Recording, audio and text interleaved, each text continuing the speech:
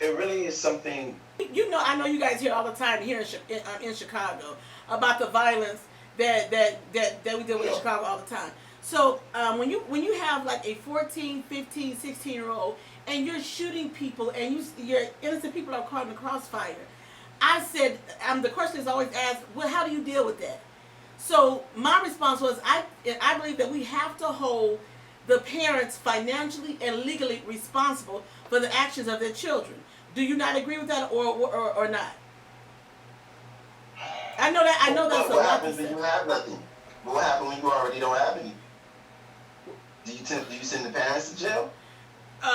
In my estimation, I know that's harsh, but I would say yes to a certain degree, because when you bring a child into this world, you are responsible for that human being. You are responsible to know where they are, what they're Sure. doing. It is on you. So you can't just say, "Well, I went to work and they knew they were supposed to be in the house and they did X, Y, and Z."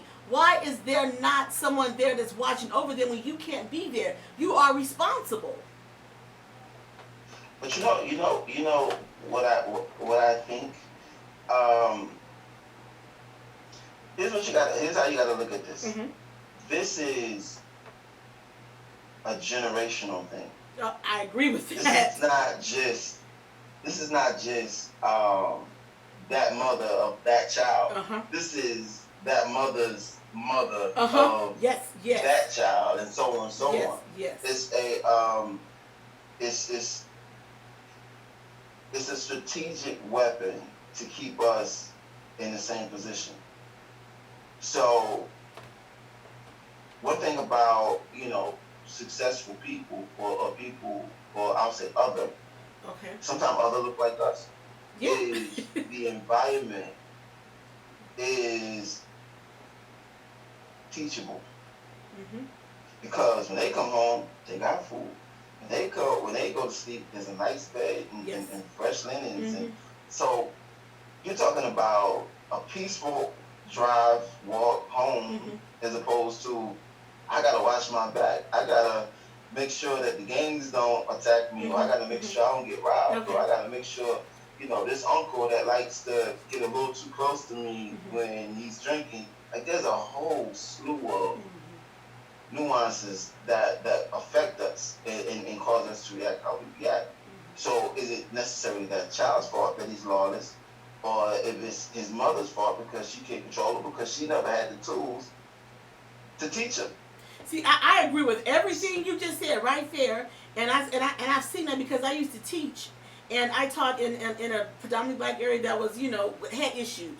So some of the same issues you talk about the kids, I have been had firsthand knowledge of that. I've been privy to that, and I've also seen parents come in who are not behaving in a manner that your child would respond in a Sure. respectable manner. So I've seen both coins of that, and I'm going to always say it goes back to the parents. It always goes back to the parent. You're not doing your job in some way. And some people say some Right. kids are So, just bad. And I say that very well could be, but why is that child bad? Why if that child is seeing mom entertaining a number of people or men coming in and out of their homes, mom is right. not there. There's there's Sure. there's many factors that factor into this. Yeah, I agree. And I don't think that you can't, there is a certain burden that does weigh on the parent regardless of what the Absolutely. circumstance is. Yes. But I also will say we have to really understand that there is a system that's in place that keep us oppressed. And a lot of our problems is that we accept a culture that is not ours. Okay. And what I mean by that is, look at the images in the music that we are giving. No, there's only a few black labels that are on a certain level that you hear them on the radio. Bad Boy, um, a couple of those. I'm talking like that level. Okay. Rockefeller, Okay. all of Okay. those Okay. names. Uh huh. Is it ironic that all of them had to sell us drugs and call women out their names and womanize and talk that stuff Mm-hmm. for them to be in that platform? I love what you said right there, and that's very interesting to me because I have said that many times. I have conversations with people That's not the see. That's not a culture that I ever. I don't want to say identified Sure. with, but I wasn't accepting of you calling women out of their names and Right. the whole thing. I never accepted that, and that's why I had a conversation the other Right. day about women now. Why are so many young black women identifying themselves, call themselves the B word? You know, you can't. When I was a child, you can't call me that. You can't call me that today. Right. That's not acceptable to me, Right. and I'm never gonna identify myself. I hear some women say, I'm that B." No, I'm not that. Right. I'm never Right. gonna identify myself as that. So why are we taking these negative connotations about ourselves, and we're trying to put a positive spin on it? That's crazy to me. Why are we doing that? Well, because you take a person that's getting abused, right? Mm-hmm. I mean, getting their butt beat on a Mhm. regular basis. Mm-hmm. They still try to put on makeup to cover it up, right? Right. Absolutely. Yes. So, so that's what we do with how we feel about ourselves. All of that's hurt. All of that's pain right Yep. there. That's Mm-hmm. being talked about. Mm-hmm. So it's easier to take that word that I'm called. At some point, I'm going to start believing it. That's And when you sad. start But that's identifying sad. yourself as such, But now that's you sad. accept the title. So I would just love, I want to be in a room with so many young females and black females and say, what do you think about yourself? Because I'm gonna be honest, there's not a woman that can look at me and say, hey B. There's not a man that can look at me and say, hey B, and I'm gonna Right. respond. So why do you Right. respond to that? You don't respond to that.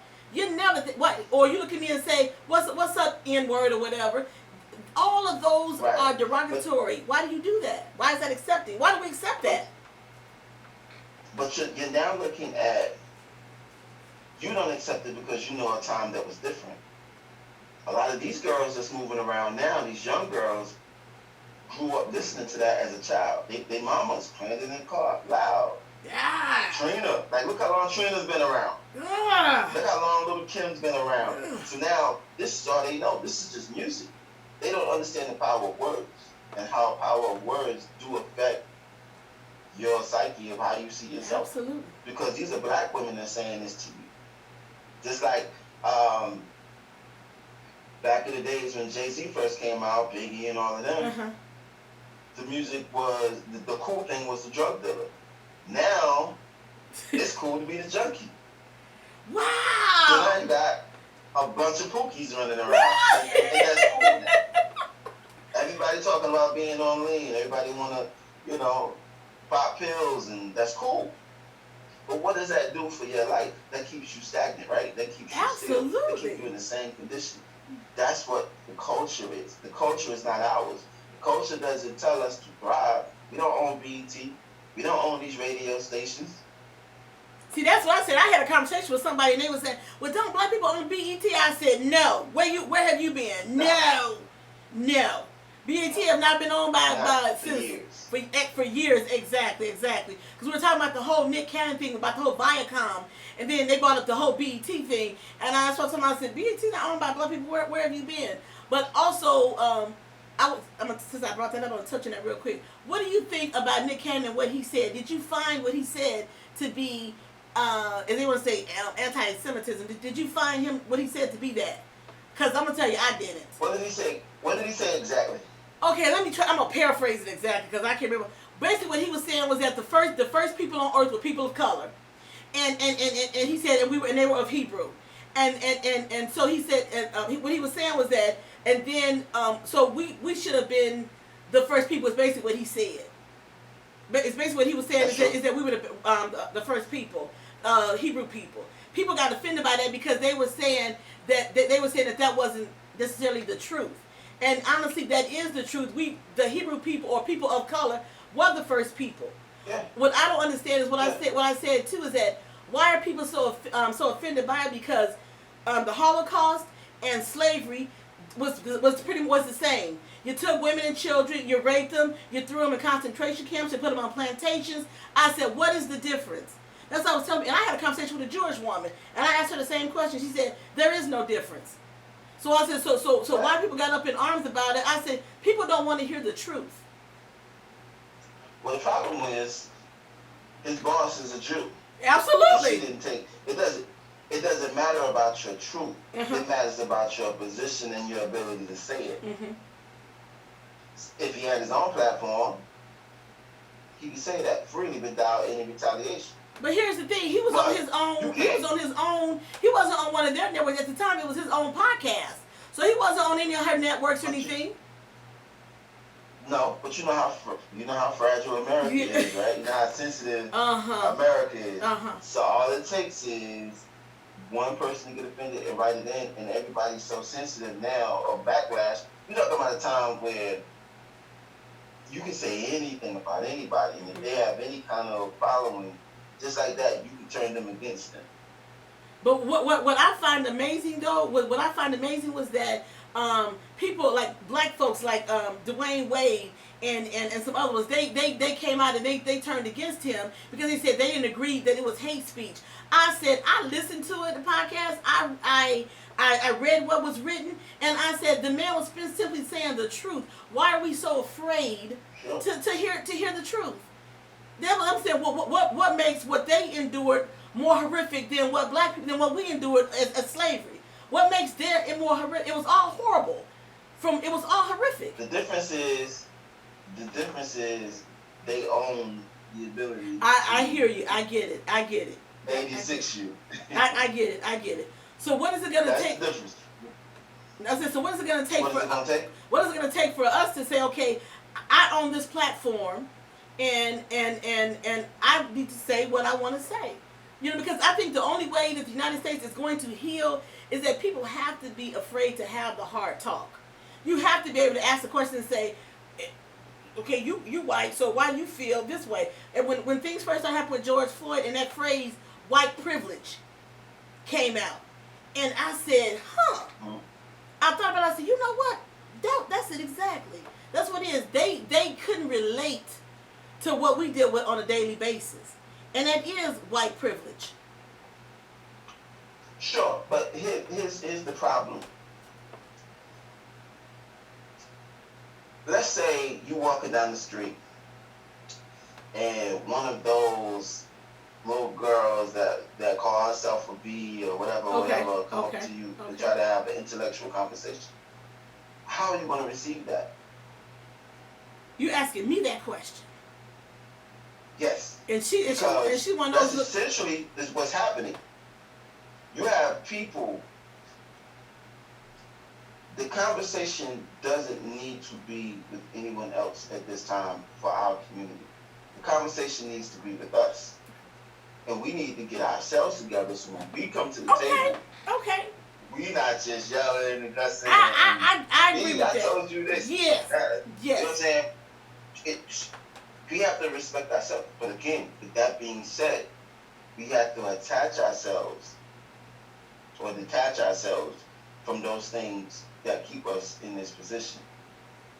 So we gotta stop listening to music that encourage that type of behavior. We gotta stop watching movies and videos. Like we have to completely reevaluate ourselves and how we see ourselves, and then start from there and build our own community, our own school. Now this has always seemed like so far-fetched, but it's not, because you don't necessarily need everybody to sit at that table.